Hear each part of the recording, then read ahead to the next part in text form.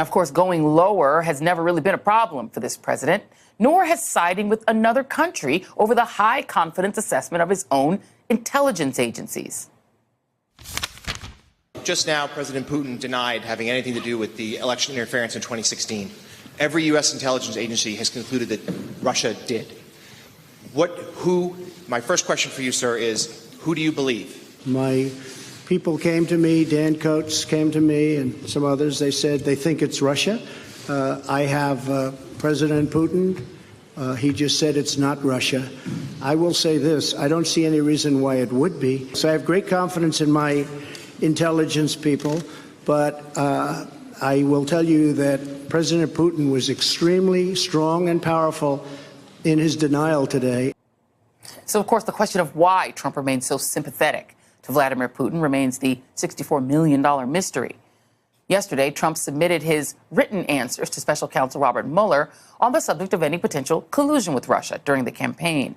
Those answers did not address any questions on the topic of whether Trump has sought to obstruct justice while he's in the White House. The special counsel's team is presumably poring over the president's answers. As expected, we have not heard anything in the way of response from Team Mueller. We did hear from the special counsel today in a filing about Trump campaign advisor George Papadopoulos. Papadopoulos pleaded guilty to lying to the FBI about his contacts during the campaign with a professor who said that Russia had thousands of Hillary Clinton's emails. Papadopoulos had already asked the judge in his case to delay the start of his 2-week prison sentence, which he's due to begin serving. And today, Mueller advised the judge to reject that request and make Papadopoulos report to prison next week as scheduled. In a 6-page filing, the special counsel noted, quote, as part of a favorable plea agreement, the defendant waived his appeal and did not file a timely notice. The defendant received what he bargained for, and holding him to it is not a hardship. So we saw a tough line from Mueller today regarding Papadopoulos. But as for the president, we have yet to see whether Mueller will press for a sit-down interview and whether he's willing to subpoena Donald Trump in order to get answers related to potential obstruction of justice. Today, the president's lawyer, Rudy Giuliani, confirmed, I can't tell you Mueller has given up on obstruction. As for any potential subpoena, he said, quote, I think that he would not win a legal battle if he did that, and I think it would consume months. He then made the president's position clear. If Mueller does issue a subpoena, the president will refuse to cooperate. The person who could stand between Mueller and any potential presidential subpoena is the man currently in charge of the Justice Department, Donald Trump's handpicked, not Senate-confirmed choice to serve as acting attorney general, Matt Whitaker. Well, today in New York, Whitaker was asked by reporters for his reaction to the latest report in the New York Times that the president of the United States wanted to use the Justice Department to go after those he deemed his political enemies, James Comey and Hillary Clinton. I mean, I just can't thank him enough, and it's humbling to be a part of it. So thank you. Can you answer a question if you've ever had a discussion with the president about investigating Hillary Clinton or James Comey? Well, not a lot of answers there.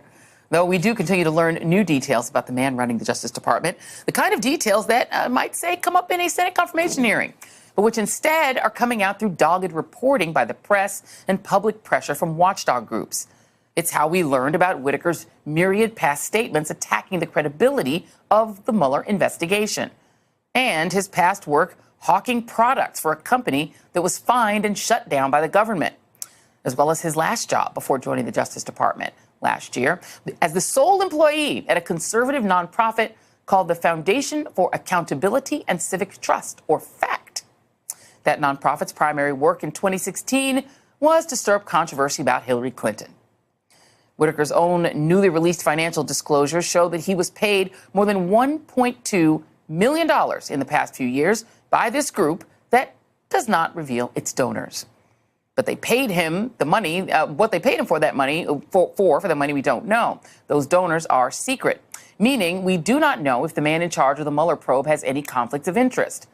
We also don't know what's going on behind closed doors with regards to Whitaker's oversight of the Mueller investigation. If Matt Whitaker were hindering the Mueller inquiry right now, as we speak, would we even know? That is the subject of the latest op-ed by Nelson Cunningham, a former federal prosecutor in the Southern District of New York. In it, he writes, there is no real-time mechanism to compel disclosure of any interactions between Whitaker and Mueller. Yes, someday under the regulations, we may learn details of Mueller's interactions with Whitaker and of any effort to interfere. Someday, Mueller will present a report in which he can outline any way in which his investigation may have been shaped by Whitaker. But that someday will come only when Mueller is ready to close up shop. And the person he'll tell is the Attorney General himself.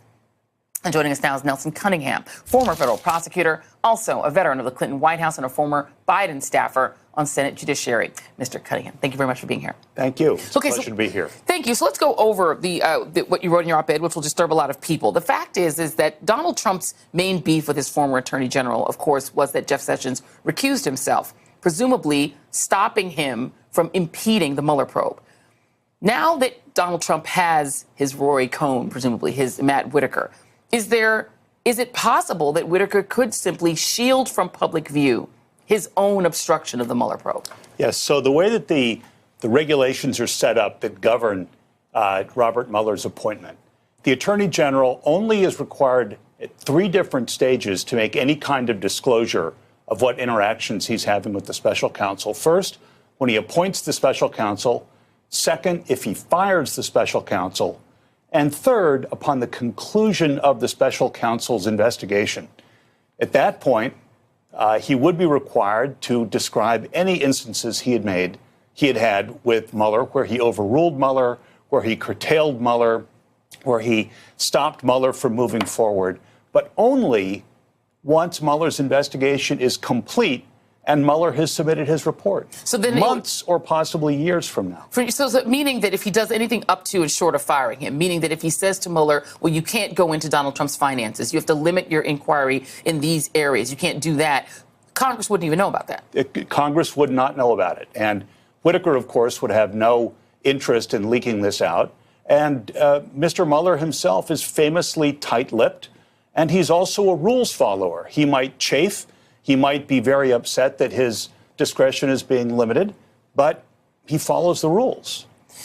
Could Whitaker, even though he is acting, and there's a lot of question about whether or not his appointment is even constitutional, whether or not it can stand, could he, despite that, fire Mueller? Yes, he could. There's no question in my mind that at least right now, while he is the acting Attorney General, the second that he took that job, he took over supervision of the Mueller case from Rosenstein, who had it as deputy, only because Jeff Sessions was recused. Whitaker took over the control of it. And under the regulations, he has the ability to call Mueller in, shape the investigation, and certainly, yes, to fire him. At the same time, could he also impede investigation into his own dealings? If the company, for instance, that he used to work for, which was allegedly being investigated by the FBI, could he do that as well at the same time? Well, he could. I think at that point, ethics watchdogs would begin to, and those within in the Justice Department themselves, would begin to really buck and rear at the notion of an attorney general blocking an investigation into himself. And then I guess the other question would be, let's just play this out all the way. Let's just say that a future Congress, maybe not this one, were to respond to the firing, for instance, of a Robert Mueller by saying, well, let's go back to the independent counsel statute, because that then is controlled by Congress. Could that independent counsel then absorb the Mueller probe and still complete it? Yeah, so Robert Mueller, if he's smart, before the midterms, because he knew there was likely to be a change coming, if he was smart, he would have tried to start bulletproofing his investigation. Part of it by passing off the investigation to other professional prosecutors, like my old office, the Southern District of New York, which you'll remember is handling the Michael Cohen investigation. The National Security Division of the Department of Justice is now hiring the Russian troll part of the investigation. So Mueller has already bulletproofed parts of the investigation by giving it to other professionals in the department. If a new prosecutor were named at a later time, all of the materials that Mueller had put together would be given to that new prosecutor. In fact, some of the same agents and some of the same professional prosecutors who were on Mueller's team could go straight to that prosecutor and pick up right where they had left off. And lastly, before we let you go, let's just say that Mueller was dismissed. Could a deputy prosecutor in that office, could another prosecutor as a whistleblower just go to Congress and say, here's what we've got? Yes, they could. Again, Mueller's people are famously, they've operated under strict ethical guidelines. They've kept their mouths shut. They've not leaked. It would be a new thing to leak to Congress or to the press, anything that's happening with them. But those would be extraordinary circumstances. Yeah, it would indeed. Nelson Cunningham, thank you very much. Really appreciate it. What a pleasure. Thank you. Thank you. Hey there, I'm Chris Hayes from MSNBC. Thanks for watching MSNBC on YouTube. If you want to keep up to date with the videos we're putting out, you can click subscribe just below me or click over on this list to see lots of other great videos.